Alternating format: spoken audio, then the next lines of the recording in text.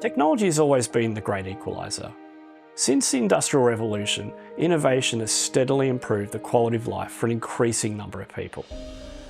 But in the last 20 years, something has shifted. We've improved the life for many, yet people with disabilities, one of the world's largest minority groups, are still being left behind. For example, when recovering from my stroke, I struggled terribly with my memory, and I received a piece of advice from an allied health professional. They suggested I carry around a notebook and pencil, which I thought was wildly out of step considering I carry around a computer that the Apollo astronauts would have killed for in my back pocket. So I cobbled together my own workflow systems. But not everybody's got my professional background, and not everybody has access to this level of technology. As we enter the next wave of innovation, we have a unique opportunity to get this right. It's time to stop, take stock, and ensure the future happens with people, not to them. And that's exactly the thinking behind a unique project being led by researchers at the University of Pennsylvania and the team at Pletly. Together, they've further developed the Pletly platform, and early results show huge potential.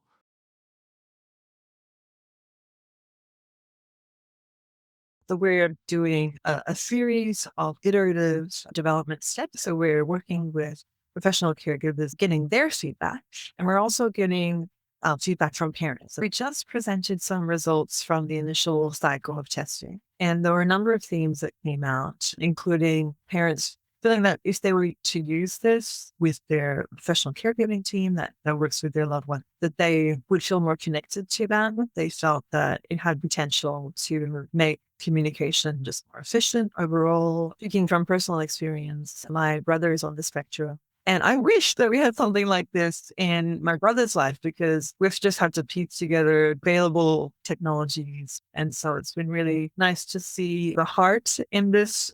Research and community alignment are just one side of the story. What happens when technology starts moving faster than the systems it's trying to fix? AI scares people. I chat with Lars Rinnen, a thought leader on the subject, and I ask him the question, should we be optimistic and excited for the future? Oh, definitely. Yeah.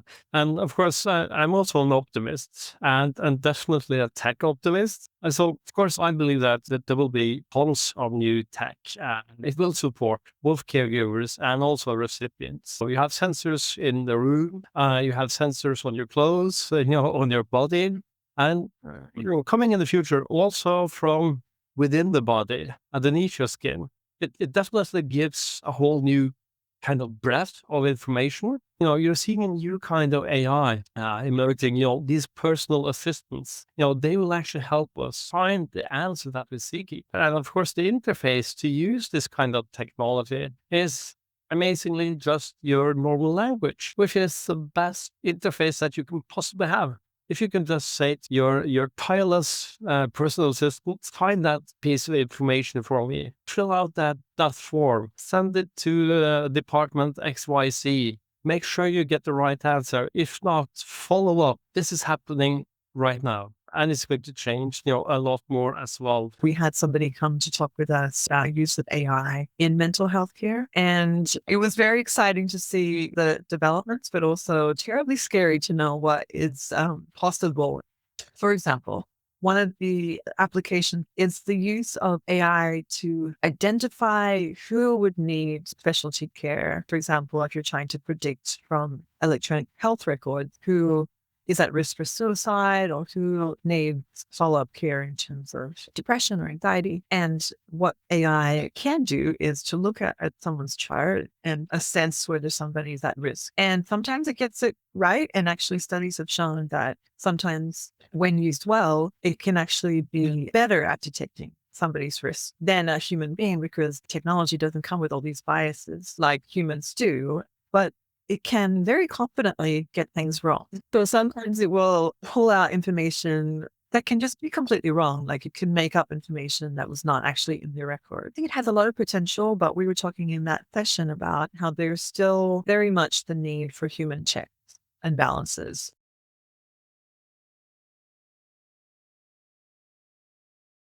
You can't change the world by yourself. As Arnold Schwarzenegger put it, the concept of the self-made man or self-made woman is a myth.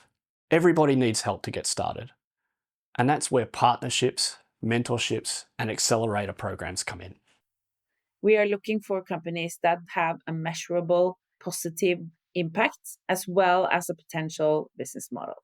We're also work primarily with early stage companies. So you need to have a certain proof of concept. You need to have a couple of members on your team, and you need to have high ambitions for where you want to go with this company. The actual accelerator program is one part very dedicated business development with people who have a lot of expertise and can be like your co-pilot in the plane.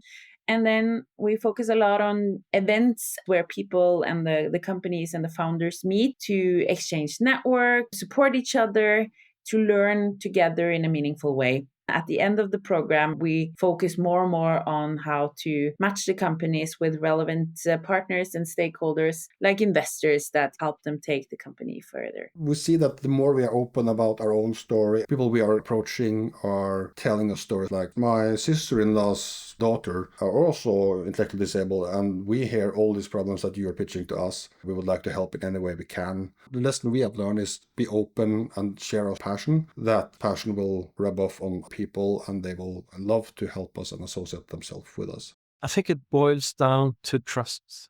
Without trust, nothing happens. And trust doesn't magically appear once you sign a contract. Well, trust must be earned over time. Both sides proving in words and actions that we do what we say we are going to do. The starting point is, of course, to have the same goals. Openness is a big thing. Being transparent, not having any hidden agendas. I think that goes with any industry. And, I would be surprised if that wasn't the case in terms of proving care. But we see when we work what we call shoulder-to-shoulder business development with these companies, they must have some sort of personal investment. The founders themselves maybe have experienced the problem they're trying to solve. And we expand on the investor's point of view, but also the buyer's point of view. That could be the state or a municipality. So to getting them to understand how this problem is perceived and the mandate these different actors in the ecosystem have is where we see a huge change.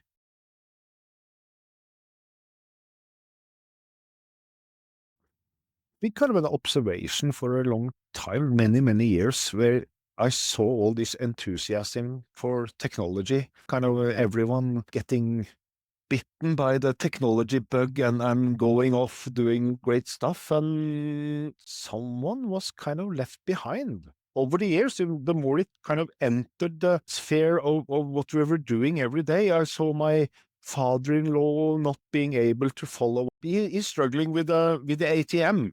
Just turning on the TV becomes a project. It becomes something that the people with low eyesight or cognitive impairment or something, they just can't do it. So rising tide floats all boats, and I try to talk to other startups that have started up after Pletly, giving them my 2 cents for what it's worth, help connecting them to other movers and shakers in this space to maybe make their journey easier. And that's also influenced EmpathyTech with having other startups being given the opportunity to pitch the mission of EmpathyTech, just raising awareness of the importance of having empathy at the core of innovation and technology, trying to back more research initiative, but also access to technology.